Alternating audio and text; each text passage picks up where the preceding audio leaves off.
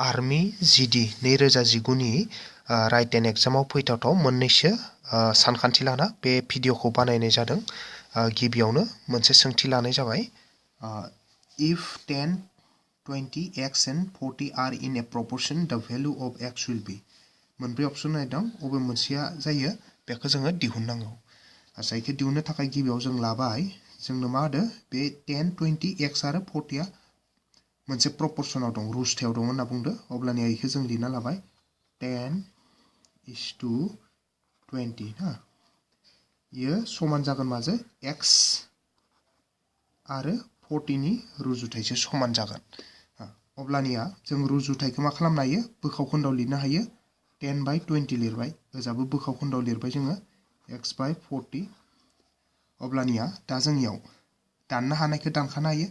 0 0 cancel खालामबाय अब्लानिया मा थाखो 1/2 थाबाय जा x/40 खेंस्लाय सानजाबनानै ला बा नैयाव ओजा बोखावखोन्दो मोनसे ओजा मोनसे बोखावखोन्दो दं गदिके जों मा खालामनो हायो ओजानि बोखावखोन्दोनि गाहायाव थानायजों ओजोंहा थानाय बोखावखोन्दोनि गाहायनिखौ रानहरनो हायो माने नैबे 2 जों 40 खौ रानहरनो हायो बेसे मोनगोन जों 20 मोनगोन अब्लानिया बेसे थाबाय इयाव ओजोंहा थाबाय 1 ल' थाबाय ओजोंहा थाबाय x/20 अब्ला जोंखौ जुदि खेंस्ला सानजाब्ला मा जागोन 1 नि सिङाव जेबो गैया माने 1 दं 1 × x आरो 1 × 20 20 थारफिननाया मा जाबाय नैबे बी नाम्बार अपसना 20 आ जाहैबाय। गुबुन मोनसे सोंथि लाबाय बे जादों the cost of 18 bananas at the rate of ₹4 per dozen will be माने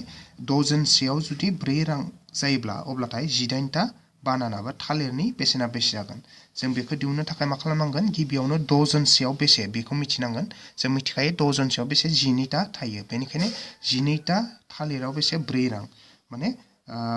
12टा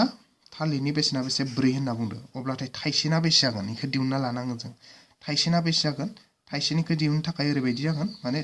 थाइसे दिहुनबा नै ओजों 4 रांमोन इखौ 12आ रानहैबाय आरो अब्लानिया मा जाबाय दा जोङो बेसेनि दिहुननांगौ 18 दिहुननांगौ थाइसेना जुदि इसिंसिंबा 18आ बेसे जागोन अब्ला 18आ इसिंसिं जाहैगोन माने ओजोंदि 4/12 मोनबाय इजे सानजाबहैगोन नैबे 18आ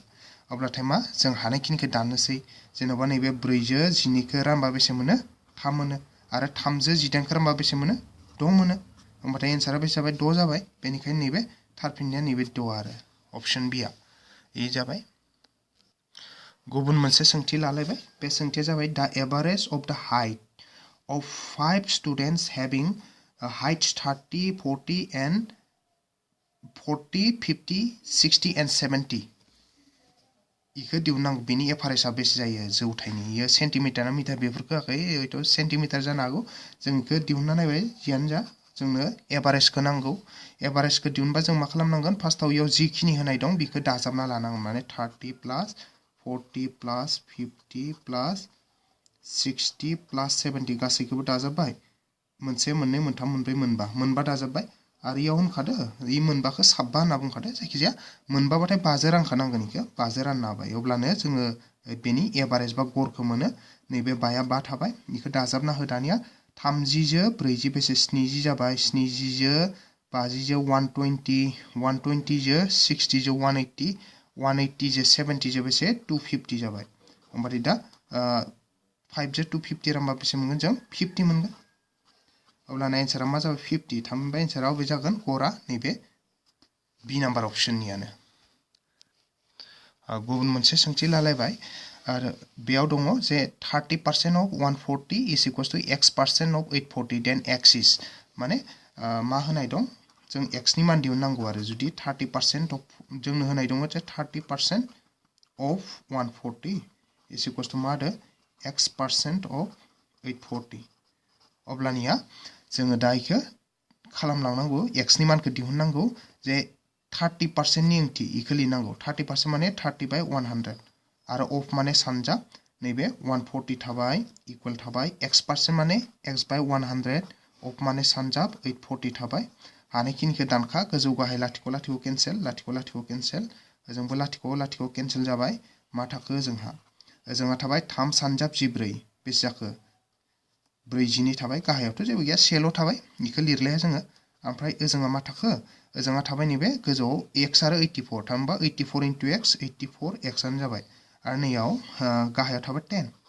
दा इखो खेंस्रा सानजाबना ला नै बेनि सिङाव 40 नि सिङाव जेबो गैया माने 1 दं 1 into 84x 84x आनो जाबाय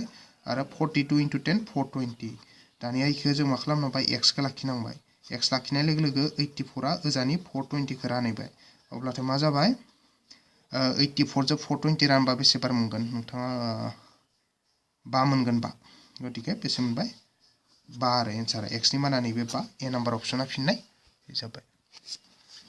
गुबुन मोनसे सोंथि लाबाय बे दङ जे 3 hours plus and 45 minutes is equals to essential second माने जोङो इखो गासैखौबो सेकेन्डआव लाना थांबा बबे मोनसेया फिननाय जायो बेखौ जों नायनांगौ जोंनो होनाय दङ 3 hours and 45 minutes एसेनोसो होनाय दं होमबाथाय जोङो आवारखौबो मिनिटआव लां सेकेन्डआवसो सोंदों नालाय सेकेन्डआव लांनांगोन आरो नैबे मिनिटखौ सेकेन्डआव लांनांगौ अब्लाथाय जों आवारखौ बोरैहाय लांगोन सेकेन्डआव फार्स्टआव 3 आवार्स नालाय 3 खौ लिरबाय 3 into जों मिथिगौ 60 मिनिटजोंसो से घन्टा जायो बेनिखायनो 60 सानजाबनानै लोगो लोगो इयो मिनिटआव थांबाय दा मिनिटआवबो नङा सेकेन्डआवसो नांगौ स' सेकेन्डआव लांबाथाय आरोबाव जों मिथिगौ 60 सेकेन्डजोंसो से मिनिट जायो बेनिखायनो जों आरो 60 मोनसे सानजाबाय माने खेबसे बुंबावदो घन्टाखौ नै 3 घन्टाखौ जों सेकेन्डसिम लांदो 60 मोनसे सानजाबनाय लोगो लोगोनो मा जाबाय मिनिटआव थांबाय आरोबाव 60 मोनसे सानजाबनाय लोगो सेकेन्डआव थांबाय आरो इयाव एन दं एनखौ जों प्लास लानांगोन आरो 45 मिनिट दं 45 खौ लिरबाय सानजाब मिनिटखौ आरो सेकेन्डआव लांबाथाय मा 60 सानजाबना होबाय दा जों इखौ सानजाबजोबनांसिगौ जे बेसे मोनो जोङो ना याव जों सानजाबबा दाजाबखौ बानायग्रोना लानाङा गोरोन्थि जालांगोन बदमास रुल मथे सानजाबा सिगां नालाय सानजाबखौ फार्स्ट बानायगोन नैयाव लाथिख' लाथिख' मोननैखौ लिरना लाखाबाय जोङो ओमफ्राय नाव 6 into 6 आ बेसे जायो 36 आरो 36 into 3 6 into 6 36 36 into 3 बेसे जायो 108 जायो ना 108 थामहिनबा जों एसें सेकेन्ड मोनबाय इखिनिखौ आरो नैबे प्लास दङ आरो 45 दङ 0 दं सानजाबना लाबा 0 खौ लिरना लाग्रोबाय 4 into 5 जार सरि 6 into 5 जार 33 थाबाय दे आखायाव ओमफ्राय 6 into 4 बेसे जायो 24 24 बा दहायनि 3 जार 27 होमबाथाय इ मोननैखौ दाजाबना जि मोनैनो जागोन थामहिनबा बेसे जागोन 13500 एसें सेकेन्ड जागोन आरो इयो थामहिनबा फिननाया बेसे 13500 नायो फिननाय ए नाम्बारनिया थ' इ मोनसे थांलायबाय आच्छा गुबुन मोनसे सोंथि लालायबाय आरोना एलसीएम नि होदो LCM of 2 into 3 into 5 and 3 into 5 into 7 is equals to बबे मोनसे फिननाय जायो बेखौ दिहुननांगौ जोंनो मा होनाय दङ 2 into 3 into 5 होनाय दङ आरो मा होनाय दङ 3 into 5 into 7 होनाय दं दा बेयाव जों मा दिहुननांगौ एलसीएम दिहुननांगौ एलसीएम दा इखौ दिहुनोब्ला ओरैबायदि खालामनांगोन जोङो जाय कमन दं इ मोननै सारियाव इ कमनखौ लाग्रोगोन दा जोंहा कमन हिसाबै नैबे 3 दङ नंगौना इयावबो 3 खौ लाबाय आरो नैबे इयाव 5 दं 5 खौबो लाबाय आग्लायबाय मा इ लाइनाव आग्लायबाय 2 आरो नैबे गाहायनियाव मा 7 होमबाथाय इखौ साजायनानै जाय फिननाय होनाय दं इनो आरो दा नैयाव 3 5 2 7 थानायाव बेयो नै मोनसे नै 2 3 5 7 इखौ जों साजायना लाबा 2 खौ फार्स्ट 3 खौ सेकेन्डआव 5 फिसानिफ्राय देरसिनसिम साजायना होनायाव नै इजों एखे जाहैदो स' फिननाया नैबे सी नाम्बार अपसना बे मोनसे थांलायबाय गुबुन मोनसे सोंथि बे जाबाय the square root of 4096 by means of factors फैक्टर्सआनो जा जियानो जा जायखिजाया नियमजों जोङो बेहा मा दिहुननांगौ स्क्वायर रुटखौ दिहुननांगौ थामहिनबा बर्ग रोदाखौ दा बर्ग रोदाखौ बोरै दिहुनगोन जोङो 4096 निखौ ओरै लाबाय फार्स्टआव हा इयाव मा दङ जोंना 4096 इखौ जों मा खालामनांगौ जरा जरा खालामना लाग्रोनांगौ आगदानिफ्राय नै इ जरासे नै जरासे ना इ जरानै खालामना लाबाय बेनिफ्राय जों मा होनांगोन नैयाव ओरैबायदि होनांगोन इयाव ओरैबायदि अनजिमा मोनसे जायखौ इयाव होयोबा इयावबो होनांगोन हा ओमफ्राय उनाव सानजाबना नै 40 नि खम जाहैनांगोन थामहिनबा जेरैहाय नै सानजाब नै बाथ' इयाव 2 2 बा 4 जागोन फिसाद्राय जागोन 3 3 बाथाय 9 जागोन इयाव 5 याव 25 जागोन इबो दुइसिनानो नाथाय 6 6 होबाथाय 36 जागोन ओमफ्राय उनाव 7 7 होबाथ' 45 देरद्रायगोन ना होमबा बबेखौ नांगोन जों 6 6 होनांगोन इयावबो 6 इयावबो 6 होबाय होमबा बेसे 36 मोनबाय होमबा बेसे आद्रा थाखो इयाव 4 आद्रा थाबाय एबार नैबे 9 6 दि दङ डाइरेक्ट फैखाबाय इयो मोननैबो 96 आ गाहायाव फैगोन होमबा 96 आ गाहायाव फैबाथाय दा एबार जों मा खालामनांगोन नेक्स्ट स्टेपआव ओरैबायदि इ मोननैखौ दाजाबना लानांगौ दा 16 6 जो 6 सरि दे 6 6 बे मोननैखौ दाजाबना लाबा बेसे जाबाय 12 जाबाय ओमफ्राय जों मा होगोन नैयाव मोनसे अनजिमा होगोन इयाव ओरै मोनसे अनजिमा होगोन ओरैबायदि अनजिमा होगोन जाहाथे इयाव होनाया बै मोनसेयावबो जाहैयो आरो इयाव 4 होबा इयाव 4 इयाव 2 होबा इयाव 2 3 होबा 3 5 होबा 5 इदि आरो किन्तु नै लास्टनि 6 खौ मोननाय जानांगोन दा 6 मोननायबाथ' 2 सानजाबनायाव मोना 3 सानजाब 3 आवबोथ' 9 सो जायो 4 सानजाब 4 आव किन्तु 16 जायो होमबाथाय इखौ नायजायो जोङो 4 खौ होना नायजायो 4 4 होबाय होमबाथाय मा जाबाय 4 सानजाब 4 बेसे जाबाय 4 सानजाब 4 16 नंगौना 1 थाबाय होमबाथाय एबार 2 into 4 जार बेसे 8 दहायनिजों 9 जाबाय ओमफ्राय 1 into 4 4 होमबा ग्रोब मिलायबायना रिमाइन्डारा 0 जाबाय बेनिखायनो जोंना मा जासिगोन बेयाव बर्ग रोदाया नै 64 जों मोनबाय इनो आरो होमबा 64 आवबो दं बि नाम्बार अपसनाव दङ नै बे मोनसे थांबाय गुबुन मोनसे सोंथि लालायबाय बे मोनसे सोंथिया दङ ओरैबायदि एट व्हाट रेट द परसेंट पर एनाम विल ए साम अफ मानि डाबल इ डाबल जानांगोन DOUBLE डाबल इन 8 इयार्स 8 बोसोराव अबे बेसेबां फैसाया माने अबा मोनसे फैसाया बेसेबां 8 बोसोराव अबे मोनसे हारजों माने डाबल जाहैगोन इखो होननानै सोंदो आरो सोंथिया दा बेखौ जों दिहुननांगौ बे जाबाय सुदनि अंक इन्टारेस्टनि अंक सिम्पल इन्टारेस्टआव गोलैगोन बियो होमबाथाय जों गिबियावनो मा होनाय दं इखौ लाबाय आरो ना फार्स्टआवनो जोंनो मा होनाय दङ जोंनो होनाया थाहैबाय बेयाव माने फैसाखौ मा इखौ हमना होखै जोङो लेट हमना लाबाय आरो जोङो जे प्रिन्सिपाला बेसे प्रिन्सिपल जितु धोन इ जाहैबाय सपोज पि आरो इयो हा अब्लानिया जोंना एमाउन्टखौ बेसे दो एमाउन्ट बा सुदा सोला बेसे इनि डाबल होनदो थामबा टुवाइस पि होमबाथाय जोङो इन्टारेस्टआ बेसे इखो आखै जोंथ' मिथिखागो सिम्पल इन्टारेस्टआ बेसे जायो सिम्पल इन्टारेस्ट बा आया इ जाहैयो माने एमाउन्टनिफ्राय नैजे एमाउन्टनिफ्राय नैबे प्रिन्सिपलखौ दानख'ना होनांगौ आरो दा एमाउन्टआ बेसे जोंना इयाव नैबे एमाउन्ट इयो ए होमबाथाय इयो बेसे 2p इनिफ्राय नैबे प्रिन्सिपलखौ दानख'ना होबाथाय बेसे मोनो p थामहिनबा इन्टारेस्टआ बेसे इन्टारेस्टआ जाहैबाय p आरो ना आरो लोगोसे इयाव मोनसे खोथा सोंथियाव होखादों मा डाबल इन 8 इयार्स माने 8 बोसोर होननानै बुंदो समखौ t बो लानो हायो इ जाबाय बेसे 8 इयार्स अब्लानिया दा जों मा दिहुननांगौ जे r आ बेसे माने रेटआ बेसे इखौ दिहुननांगौ आरो होमबानिया जों इखौ फर्मुलायाव फज'ना होनांगोन जोङो सिम्पल इन्टारेस्टनि फर्मुला बायदिबाथाय रेट माने ओरै मोनसे फर्मुला दंखायोमोन simple interest equals to p into r into t by 100 इ फर्मुला इयाव फज'ना होगोन दा सिम्पल इन्टारेस्टआ बेसे p ओमफ्राय उनाव जोंना p आथ' p नैबे p आनोखा प्रिन्सिपला रेटआ बेसे इखौ दिहुननोसो नांगौ t आ बेसे 8 ओमफ्राय नैबे माबाया बेसे नै गाहायावथ' 100 दंखायोआनो इयो p r t by 100 t नि जायगायाव नैबे 8 p आ p इन थाबाय होमब्लानिया दा जोङो इखौ नायनोसै मा दङ नैजोंहा मा दङ नैजा बोखावखोन्दो मोनसे दङ PR into 8 by 100 नैजा p दं नै p आबो गोजौआवनो थानाय जायो नालाय इ p जो केन्सेल खालामखानो हायो होमबानिया इयाव मा थागोन जा से थागोन आरो होमबाथाय जा से थाबाय होमबा खेंस्लाय सानजाबनोसै जोङो ओरैबायदि जे नैबे 1 ल' दङ जोंहा 1 नि गाहायाव जेबो गैया माने 1 दं 1 जो नै r into 8 खौ सानजाबबा r into 8 आनो जागोन आरो जोंहा 1 जो 100 जो सानजाबबा 100 आनो जाबाय खेंस्लाय सानजाबना लाबाय जों 1 नि गाहायनि जो नैखिनि r into 8 सानजाबबा r into 8 100 into 1 100 होमबा एबार नैखौ लाखिना r खौ लाखिना हो होमबाथाय 100 खौ नैबे 8 आ रानगोन आरो 8 आ रानबाथाय बेसे मोनगोन 8 जो रानबाथाय आच्छा इखौ जोङो माजों दानना लाबाय जेनेबा 4 जोबाथाय बेसे मोनगोन 4 into 25 आव 100 4 into 2 बाथाय 8 जायो स' r आ बेसे जागोन 25 by 2 आरो इखौ जोङो रानजोबथारोब्ला 2 जो 25 रानबा बेसे 12.5 मोनगोन ओरैनो पार्सेन्टआ एसेंसें जागोन बेसे 12.5 जागोन आरो इयो 12.5 जागोन एसेंसें पार्सेन्ट फिननायाव बे जागोन नैबे a आनो जागोन 12.5%आ आच्छा गुबुन मोनसे सोंथि लादो a cyclist covers 12 kilometre in an hour what is his speed in metres per minute सासे साइकेल सालायग्राया 12 किलोमीटरखौ से घन्टायाव बारोब्लाथाय बेनि स्पीडआ मिटार पार मिनिटआव बेसेबां जागोन इखौ दिहुननांगौ दा होनना बुंदो 12 किलोमीटर खारो से घन्टायाव होमबाथाय इखौ जोङो मा खालामनो हायो 12 किलोमीटर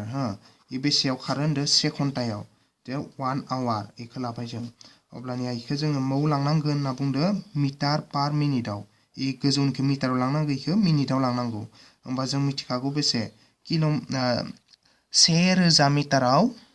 1 किल'मिटार जायो बेनिखायनो इखो किल'मिटारखौ मिटाराव लांनोबाथाय 1000 सानजाबना होनांगोन इ मिटाराव थांबाय एबार आवारखौ मिनिटाव लांनांगौ जों मिथिगौ मोनसे 60 मिनिटाव 1 घन्टा जायो स' इयाव 60 मिनिट जाहैबाय इयो 60 मिनिट 1 घन्टा नालाय बेसे 60 मिनिट होमबाथाय हानायखिनिखौ दानना लानोसै जोङो नैबे लाथिख' लाथिख' केन्सेल गोजौ गाहाय आरो 6 जो 12 रानबाथाय बेसे मोनो होमबाथाय 2 मोनो होमबाथाय बेसे थायो बेयाव इयाव थाबाय 2 इयाव 2 into 100 2 into 100 बेसे 200 जाबाय ओमफ्राय मा दंमोन गोजौआव मिटार दं आरो गाहायाव मिनिट दं ओंखायनो पार होबाय मिनिट होबाय बिदिनो फिननाया बेसे जाबाय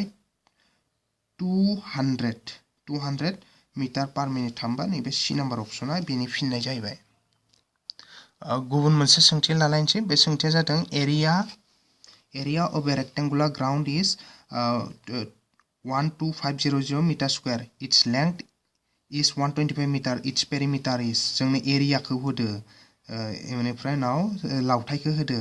ओमफ्राय जों दिहुननांगौ खिन्थु सोरगिदिं सिमाखौसो दिहुननांगौ आरो अब्लाथाय जों एरिया फर्मुलानिफ्राय फैनि मोनसे रेक्टेंगलनि थाखाय ना इनि एरिया जाबाय ओरैहाय एरिया अफ रेक्टेंगल इ जाबाय लेंथ इनटु ब्रेड आरो एल इनटु बी अब्लाथाय इयाव एरियाखौ बेसेदो रेक्टेंगलनिखौ नैबे रेक्टेंगल माने आयत दब्लाय इना बेसे होनाय दं 12500 होनाय दं लेंथआ बेसे होदो 125 होनाय दं आरो इनटु नैबे बीआ बी थाबाय अब्लाथाय जोङो फार्स्टआव नैबे गुवार बीखौ दिहुनना लागोन होमबाथाय ओजा बीखौ जों लाखिना दोनबा मा जागोन ओजा सानजाबना दंमोन 125 आ 125 आ ओजा थानाय 12500 खौ रानफैबाय आरो अब्लाथाय 125 जो 125 लाथिख' लाथिख' दानबा बेसे मोनगोन 1 लाथिख' लाथिख' मोनगोन 100 मोनगोन होमबाथाय बीआ बेसे जाबाय बीआ जाबाय 100 एसेंसें मिटार मोनबाय जों होमबानिया जों मा दिहुननांगौ इट्स पेरिमिटार माने सोरगिदिं सीमा दा आयतनि सोरगिदिं सीमाया बेसे इयो पेरिमिटार बाथाय आयतनि सोरगिदिं सीमाया फर्मुला जाबाय 2l + b इ जायो आरो होमबा 2 आ 2 थाबाय ना l हिसाबै मामोन इ जाबाय गोलाव नालाय लेंथआ बेसे होखानाय दं लेंथआ नैबे 125 होखानाय दं 125 प्लास बेनिफ्राय उनाव l आ 125 प्लास b आ जाबाय बेसे b खौ बेसे मोनदो जोङो 100 मोनदो नैबे 100 मोनदो ना इ 100 खौ होबाय होमबा जों मा खालामनांगौ 2 आ 2 थाबाय ब्रेकेट सिंनिखौ दाजाबग्रोनांगोन होमबा 125 जो 100 बा दाजाबबा 225 मोनबाय बेनिफ्राय जोङो 20 खौ सानजाबबा 2 सानजाबबा 10 इ जाबाय बेसे 4 दहायनो इजो 1 जो 5 जाबाय आरो बेसे 450 होमबाथाय इयावथ' 450 मिटार ओंखारहैबाय होमबाथाय फिननायाव बे जागोन नैबे ए नाम्बार अपसनानो जागोन 450 मिटार आबार गुबुन मोनसे सोंथि लालायबाय इयाव मा दङ नाय speed of 1 kilometre per hour is equals to इयावथ' मा होननाय दं फिननाया गासैबो मिटार पर सेकेन्डआव दं नालाय जोङो इखौ मा खालामनांगोन नै 1 किलो सिंसिं 10 किलोमीटर दं इखौ मिटाराव लांनांगोन आरो आवारखौ सेकेन्डआव लाना इखौ किलोमीटरखौ जों माव लांनांगोन मिटाराव लांनांगोन आवारखौ सेकेन्डआव लांनांगोन जोंनो मा होननाय दं 1 किलोमीटर पर आवर होदो आरो इनि ओंथिया मा 1 किलोमीटर डिवाइडेड बाय 1 आवर होमबाथाय किलोमीटरखौ जों मिटाराव लांनांगौ नालाय किलोमीटराव लांनोब्ला 1 सानजाब बेसेयाव होनदो 1000 मिटाराव जायो होनना बुंखादो बेनिखायनो 1000 मिटारखौ जोङो सानजाबना होबाय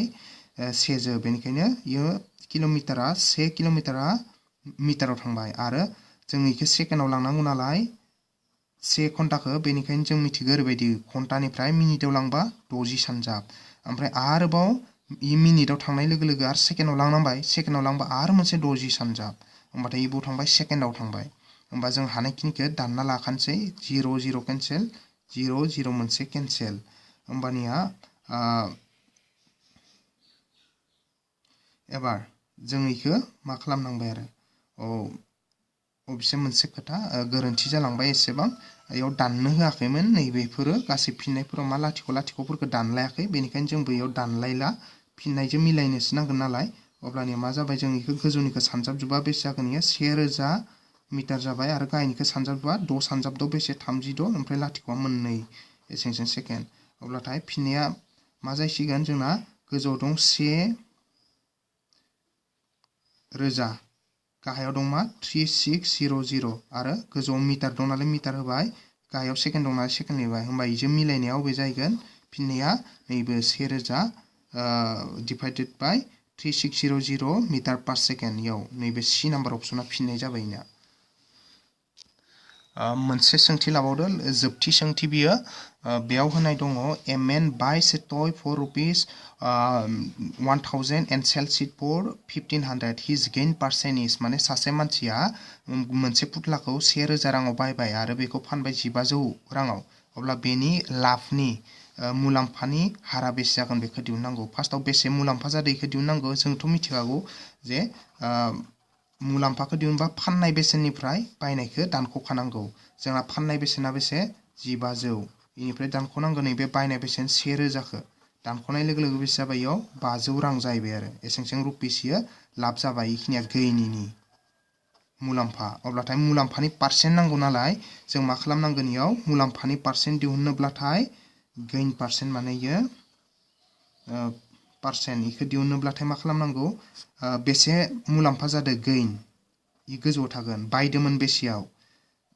बायनाया गाहायाव थागोन सानजाब 100% होनांगोन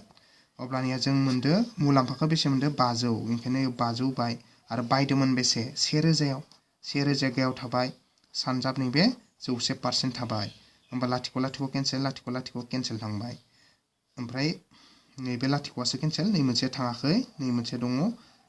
अब्लानिया आरो नैबे इ लाथिख'जो नै लाथिख' केन्सेल माने आं खेबसे बुजायबावबाय नैबे लाथिख'जो इ लाथिख' केन्सेल नै लाथिख'जो इ लाथिख' केन्सेल नै मोनसे लाथिख'जो इ मोनसे केन्सेल मा थालांखो 5 सानजाब 10 बेसे जाखो इयो 50 जाबाय होमबा बेसे थाखो 50% होमबा मुलाम्फानि पार्सेन्टआ बेसे जाखो नैबे 50% बि नाम्बार अपसना बेनि थार फिननाय लोगोफोर नोंथांमोना आंनि बे चेनेलखौ आंनि बे भिडिअखौ लाइक हो आरो आंनि चेनेलखौ साबस्क्राइब खालाम आरो आंनि चेनेलाव गोदान गोदान भिडिअ फैनायनि इनफरमेसनखौ मोननो थाखाय बेल आइकनखौ टेप खालाम आरो टेप खालामनानै हो मानोना आं बे चेनेलाव समजों लोब्बा लाखिनानै इन्टारभिउफोरनि गुबुन गुबुन इन्टारभिउफोरनि बेफोरबायदि जेनेरेल नलेजआनो जा बा रिजनिंआनो जा बा नैबे मेथ्सआनो जा गासैखौबो आङो बर' रावाव भिडिअ खालामनानै आपल'ड खालामबाय थागोन गोजोन्थों